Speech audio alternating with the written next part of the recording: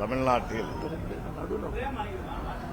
ஆண்டுதோறும் பல்வேறு வகையான பண்டிகைகள் பல்வேறு மதத்தினராலும் ஒரு சில பண்டிகைகள் அனைத்து மதத்தினராலும் கொண்டாடப்படுகிறது என்றால் அது மிகையாகாது. அந்த வகையில் தைப்பொங்கல் திருநாள் என்பது அனைத்து தமிழர்களும் ஜாதி மதங்களுக்கெல்லாம் அப்பாற்பட்டு அனைத்து மத மக்களும் அனைத்து தமிழ் மக்களும் கொண்டாடுகின்ற ஒரு விழான்னா அது பொங்கல் திருநாள். ஆகவே அந்த வகையில் ஒவ்வொரு பண்டிகைக்கும் ஒரு சிறப்புகள் உண்டு. தீபாவளி எடுத்துக்கிட்டோம்னா அதற்கு இனிப்பு வகைகள், பலகாரங்கள், கார வகைகள் இவற்றையெல்லாம் செஞ்சு அந்த தீபாவளி பண்டிகையை கொண்டாடுவது உண்டு. அதைப்போல இஸ்லாமியர்கள் கொண்டாடுகின்ற ரம்ஜான் போன்ற பண்டிகைகளுக்கு அவர்களுடைய மதங்கள் அனுமதித்திருக்கின்ற வகையில் அவர்கள் தங்களுடைய உற்றார் உறவினர் நண்பர்கள் இவர்களுக்கெல்லாம் பிற மதங்களை சார்ந்தவர்களுக்கெல்லாம் அசைவ விருந்துகள் போன்றவற்றை படைப்பார்கள். கிறிஸ்தவர்களை பார்த்தீங்கன்னா கிறிஸ்துமஸ் போன்ற பண்டிகைகளை கொண்டாடுகின்ற நேரத்தில் அதற்காக பல்வேறு வகையான கேக்குகளை எல்லாம் தயாரித்து அவர்கள் வீட்டில் மட்டுமல்லாமல் அவர்களுக்கு வந்து செல்லக்கூடிய விருந்தினர்கள் பிற மதங்களை சார்ந்தவர்களுக்கெல்லாம் வழங்கி அதை கொண்டாடுவார்கள். அந்த வகையில் மதங்களுக்கு அப்பாற்பட்டு ஜாதிகளுக்கு அப்பாற்பட்டு தமிழினம் கொண்டாடுகின்ற ஒரே பண்டிகை அப்படின்னு பார்த்தீங்கன்னா அது பொங்கல் திருநாள். அந்த பொங்கல் திருநாளை கொண்டாடுவதனுடைய நோக்கமே என்னன்னா, உழவர்கள் தங்களுடைய உழவு தொழிலுக்கு தேவையான இயற்கை ஒத்துழைப்பு அவசியம் தேவை. அந்த இயற்கையை ஒத்துழைப்பு தருகின்ற அந்த இயற்கையை வணங்குகின்ற வகையிலும் தான் மேற்கொண்டிருக்கின்ற விவசாய தொழிலுக்கு தன்னோடு சேர்ந்து உழைக்கின்ற அதே நேரத்தில் இயற்கை உரங்கள் போன்ற சாணங்களை தருகின்ற கால்நடைகளை வணங்குவதையும் இயற்கையையும் கால்நடைகளையும் வணங்குவதை இந்த பொங்கல் திருநாளின் சிறப்பாக அமைந்திருக்கிறது. எல்லோரும் கொண்டாடுகின்ற பண்டிகை என்றாலும் குறிப்பாக உழவு தொழிலில் ஈடுபட்டிருக்கக்கூடிய விவசாய பெருங்குடி மக்கள் வெகு சிறப்பாக கொண்டாடுகின்ற பண்டிகை என்பதுதான் இந்த பொங்கல் திருநாள். இது ஆண்டுதோறும் தை மாதம் 1ஆம் தேதி அதனுடைய கொண்டாட்டங்கள் தொடங்கும். பண்டை காலம் தொற்று சொல்வார்கள், தை பிறந்தால் வழி பிறக்கும் என்று சொல்வார்கள். அந்த வகையில் இதை ஒரு புனிதமானதாக பண்டிகையாக கொண்டாடி மகிழ்கிறார்கள். இன்னும் சொல்ல போனால் தை 1 தான் தமிழர்களுடைய தமிழ் புத்தாண்டு தினம் என்றும் அதை கூட மாண்புமிகு முதலமைச்சராக இருந்த முத்தமிழறிஞர் கலைஞர் அவர்கள் 2006களில் சட்டமன்றத்திலே தீர்மானம் கொண்டு வந்து அதை அரசாணையாகவும் நிறைவேற்றிய வரலாறுகள் உண்டு. ஆக அத்தகைய சிறப்புக்குரிய மாதம்தான் தை மாதம்.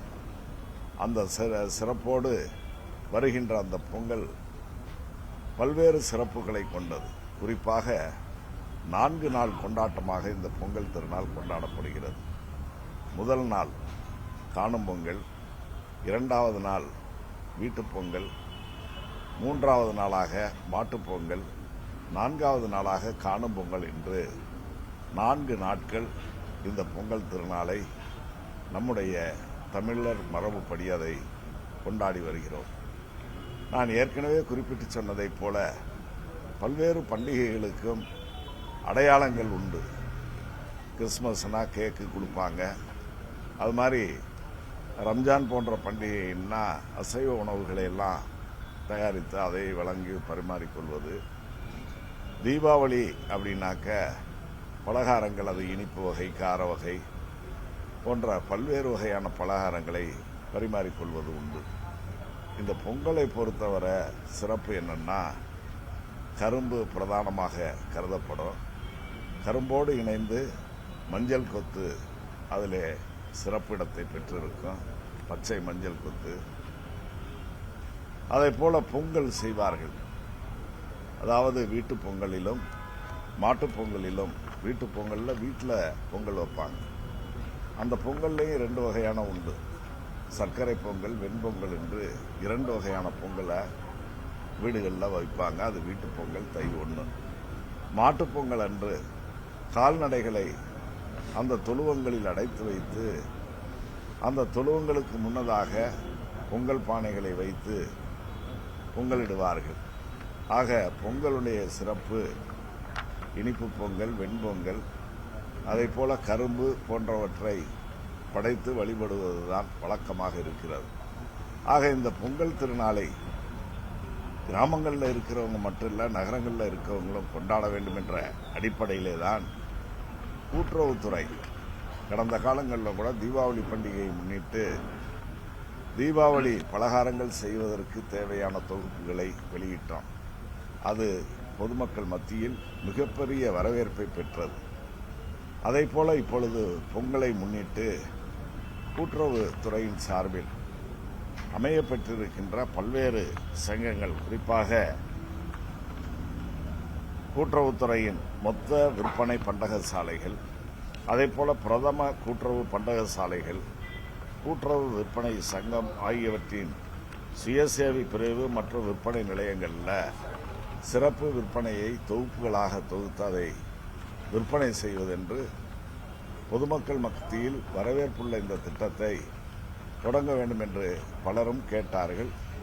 அந்த அடிப்படையில் துறையின் சார்பில் அனைத்து ஆலோசனைகளும் மேற்கொள்ளப்பட்டு இப்பொழுது 3 வகையான தொகுப்புகளாக தொகுத்து அதை இன்றைக்கு பொதுமக்களுக்கு அறிமுகம் செய்கின்ற, விற்பனை செய்கின்ற விழாவை இங்கே சென்னை காமதேனு கூட்டுறவு சிறப்பங்காடியில் ஏற்பாடு செய்திருக்கிறார்கள். அந்த வகையில் நடைபெறுகின்ற இந்த நிகழ்ச்சியில் முதல் தொகுப்பாக 7 பொருள்களை கொண்ட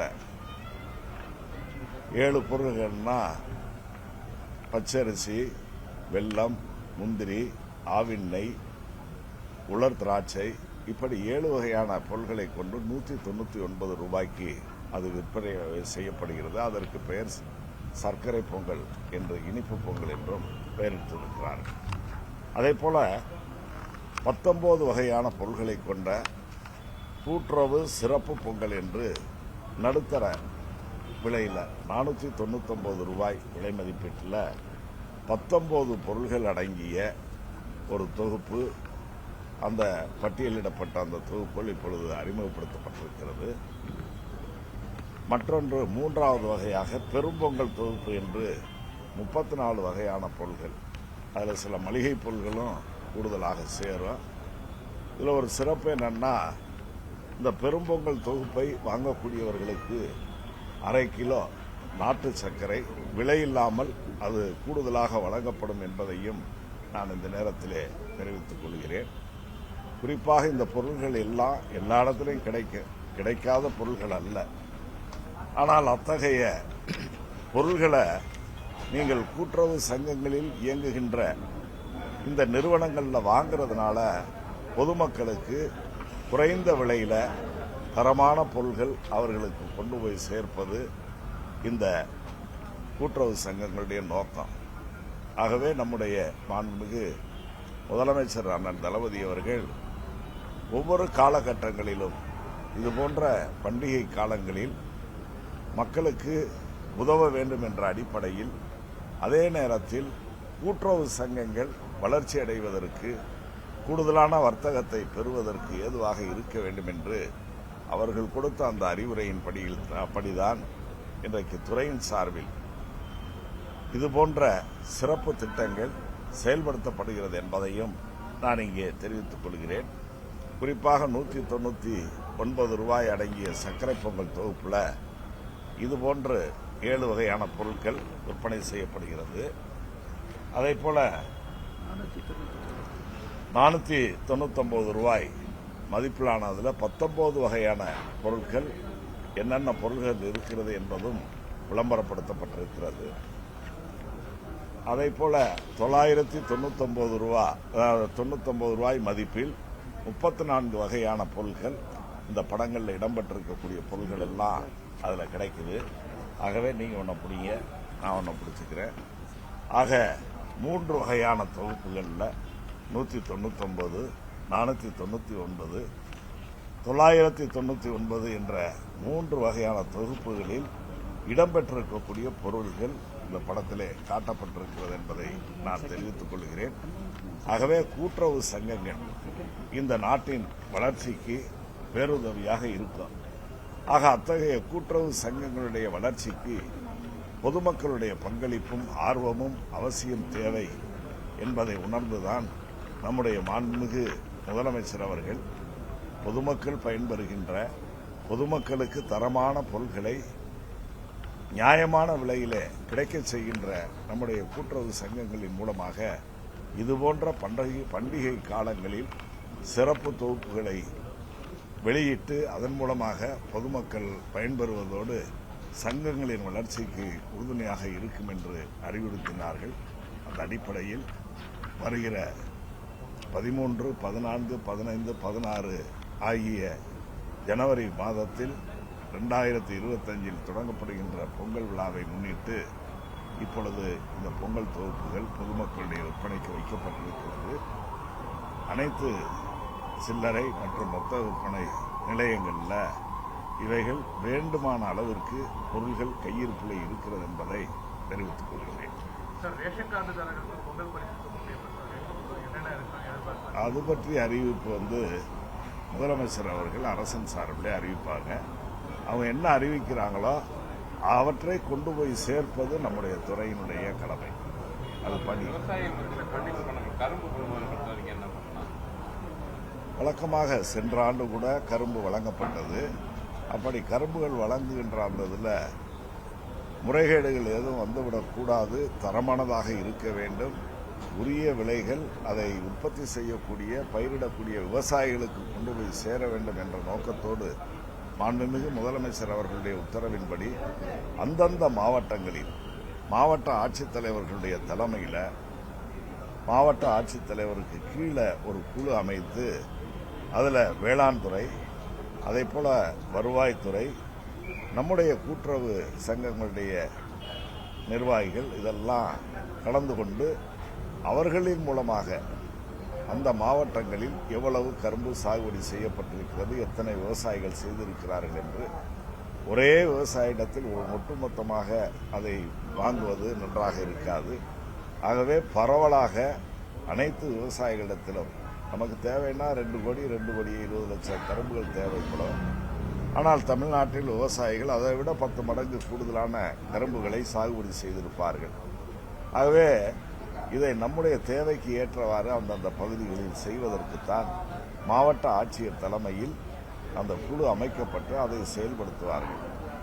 கரும்பு கொள்முதல் முடிந்த பிறகு கூட்டுறவு சங்கங்களின் மூலமாக விவசாயிகளுக்கு மின்னஞ்சல், அதாவது பேட்டை இசிஎஸ் மூலமாக அவர்களுக்கு அந்த தொகைகள் போய் சேரும்.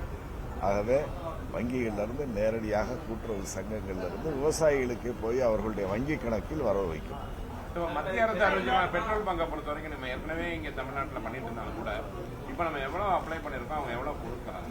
இதுவரை 58 பெட்ரோல் டீசல் நிரப்புகின்ற நிலையங்கள் பல்வேறு கூட்டுறவு சங்கங்களின் சார்பிலே நடத்தப்படுகிறது. அதைத் தொடர்ந்து மேலும் ஒரு 50க்கும் மேற்பட்ட விண்ணப்பங்கள் எண்ணெய் கழகத்தில் பல்வேறு இந்தியன் ஆயில், பாரத் பெட்ரோலியம் போன்ற அந்த நிறுவனங்களில் விண்ணப்பித்து அதனுடைய பணிகள் தொடர் நடவடிக்கைகளில் இருக்கு.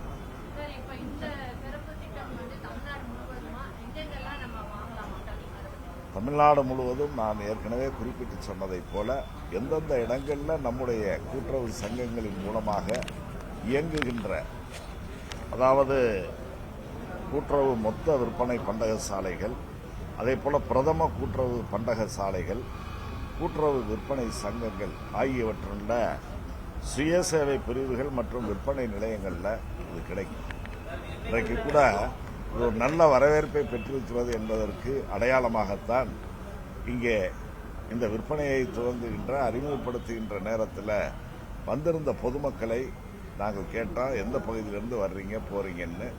சென்னையின் மாநகரத்தில் பல்வேறு பகுதியிலிருந்து கூட்டுறவு நம்முடைய சங்கங்களில் விற்கக்கூடிய பொருள்களை தேடி நாடி வந்து வாங்கி செல்கிறார்கள் என்பது கூட்டுறவுத்துறையினுடைய நம்பிக்கையை எந்த அளவிற்கு நம்பகத்தன்மையை பொதுமக்கள் மத்தியிலே பெற்றிருக்கிறது என்பதற்கு ஒரு எடுத்துக்காட்டாக இருக்கிறது. பனை வெள்ளம் சக்கரை பொங்கலுக்கு இனிப்பு பொங்கலுக்கு பனை வெள்ளம் போட மாட்டாங்க. ஒன்று நாட்டு வெள்ளம் தான் போடும். கோரிக்கைகள் வரலாம், ஆனால் அது காப்பி அந்த மாதிரி சில இனிப்புகளுக்கு வேணால் பயன்படுத்தலாம். சர்க்கரை பொங்கலை பொறுத்த வரையில் அச்சு வெள்ளம் அந்த மாதிரி வெள்ளங்கள் தான் பயன்படுத்துவாங்க. அது நடந்துகிட்டு இருக்கு.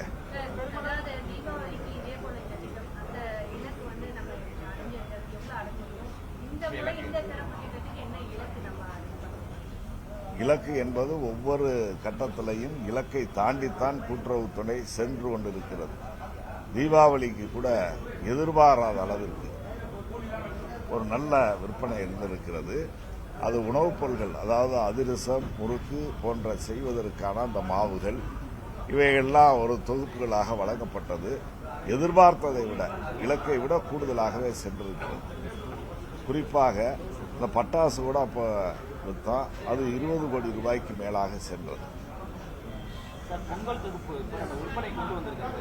எத்தனை பேக் ரெடி பண்ணியிருக்கோம், அதாவது எத்தனை தொகுப்பு விற்பனைக்கு நம்ம இந்த ஒன்றும் இலக்கு எவ்வளவு மேக்சிமம் நம்ம விற்பனை ஆகுதோ அதுக்கு ஏற்ற மாதிரி பண்ணிக்கலாம்.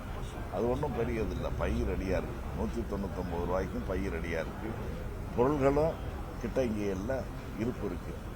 அது மாதிரி 3 வகையான பைகள்லாம் தயார் நிலையில் இருக்குது. அது நாளைக்கு தேவைன்னா இன்னைக்கு சொன்னோம்னா பண்ணிடுவாங்க. கணிசமான அளவுக்கு கையிருப்பில் இருக்குது. நீங்கள் தயக்கம் இல்லாமல் எவ்வளவு ஆளுங்க இருந்தாலும் பொதுமக்களை அனுப்பி வைங்க. அவர்களுக்கு இல்லை என்று சொல்லாத அளவிற்கு பொருட்கள் கிடைக்கிறதுக்கு தயார். பேக் பண்ணதுனால இப்போ நம்ம கூட்டுறவு அங்கடி தாண்டி உங்களுடைய வங்கிகள்லாம் இருக்குல்ல, கூட்டுறவு வங்கிகள், அதுக்குன்னு ஒரு வாடிக்கையாளர் இருப்பாங்க. அங்கேயும் ஒரு தாள் மாதிரி போட்டு கொடுக்கலாம். அதையும் பரிசீலிக்கலாம். கூட்டுறவுடைய வளர்ச்சிக்கு தாங்கள் தருகின்ற உங்களுடைய கருத்துக்கள்லாம் எதிர்காலத்தில் செயல்படுத்துவதற்கு முயற்சி.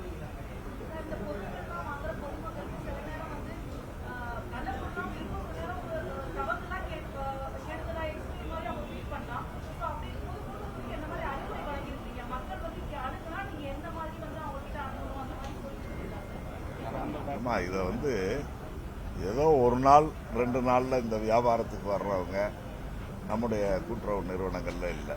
தொடர்ந்து 5 ஆண்டுகள், 10 ஆண்டுகள், 20 ஆண்டுகள் இப்படி எல்லாம் இதே பணிகளை தொடர்ந்து பொதுமக்களிடத்தில், அவர்கள் வாடிக்கையாளர்கள் வருபவர்களிடத்தில் எப்படி நடக்க வேண்டும் என்பதையெல்லாம் அவர்கள் உணர்ந்துதான் அதை பண்ணிட்டு இருக்காங்க.